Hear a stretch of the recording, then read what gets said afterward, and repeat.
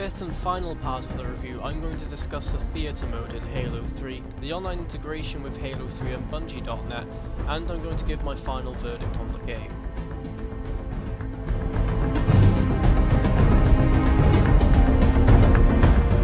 You may have noticed that the quality of my voice is slightly better in this video. That's because I recently bought a new headset to replace my older one, and it arrived after I made the previous videos. So anyway, let's get on with things. Theatre is a replay function in Halo 3. In each game that you play, campaign, matchmaking, custom games, anything, Halo 3 records the game data as you play through the game, and it's automatically saved temporarily onto your hard drive. After you've finished playing, you can go back into the theatre mode and check out the replay of what you've just done. In theatre mode you can pause, fast forward, rewind, slow-mo, record gameplay footage, and you can take screenshots. The best or worst thing about theatre mode, depending on which way you look at it, is that it records game code and doesn't encode videos into a standard video format as you play along. This has several advantages and disadvantages to the play.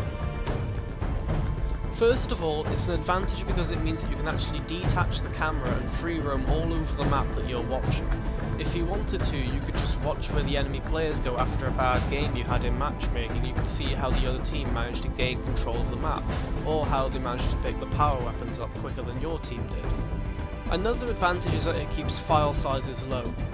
Because there's only game code and not a 720p video file, it can save hard drive space and it takes up less space on your file share, which I'll talk more about later. This also means that the video can be played at any resolution. Because it's only playing the game code, the video is always played at the resolution that the 360 is set to output. This means that a saved film will always look sharp and detailed without having to be upscaled. This does have a few disadvantages, however.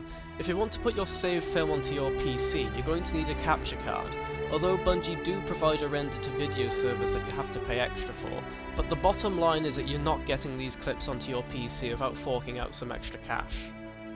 Also, in the campaign mode of Halo 3 you can't rewind. This is because of some technical issue due to the way that Halo 3 loads the campaign levels, but it's still kind of annoying if you miss something in a campaign clip and then having to restart the whole thing over.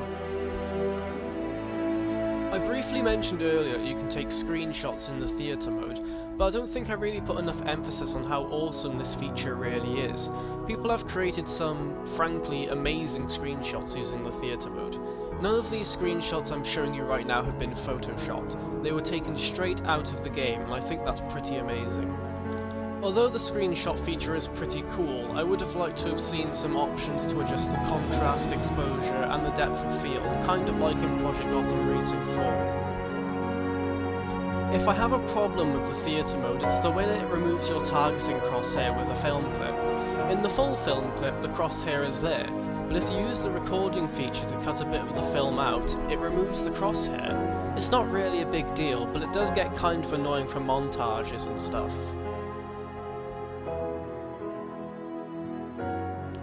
Theatre and Forge are ultimately what sets Halo 3 apart from the rest of the crowd.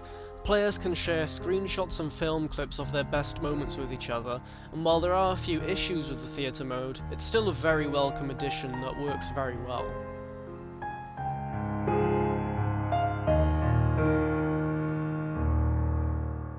Halo 3 is heavily integrated with Bungie.net. Unfortunately, my computer isn't all that great at encoding videos, and when I tried to do it, it didn't work out so well, so I've just used screenshots instead. So this isn't exactly desirable, but sorry. Just like in Halo 2, every single game gets its statistics posted onto the internet. You can view the statistics of every player in the game, like how many kills they got, or how many times they got killed by a specific player, or which weapon they used the most in the game. You also now have a service record. This is a page that displays your rank, the armor permutations that you use, what achievements you've recently earned, and it also links to your game history, career stats, and your screenshot gallery and your file share, so it's effectively a hub of everything that you do in Halo. Your career stats is exactly what it says on the tin. Your career stats page lists every single kill that you've got and every single medal that you've got. It also shows you how many kills you've earned with a particular weapon, and it can also show you the weapons that you've been killed by the most. Your screenshot gallery is, well, also exactly what it says on the tin. Every time you take a screenshot in theatre mode when you're connected to Xbox Live, the screenshot will be uploaded to Bungie.net. The screenshot gallery is where your screenshot is stored. From there you can download the screenshot to your computer or save it to a permanent location where you can store up to 20 screenshots. Finally, you've got the file share. The file share is an area where you can upload up to 6 files from Halo 3 to Bungie.net. These can be saved films, map variants that you made in Forge, or custom game types. From here, people can queue your content for download, so when they next sign into Xbox Live on Halo 3, the game will download the files that they've queued up. But what if you want to view other people's content? You can do that on Bungie.net as well. You can search for, rate, and download people's game types, maps, saved films, and screenshots straight to your Xbox 360. You'll be amazed at some of the stuff that people can come up with, and it's definitely worth checking it out.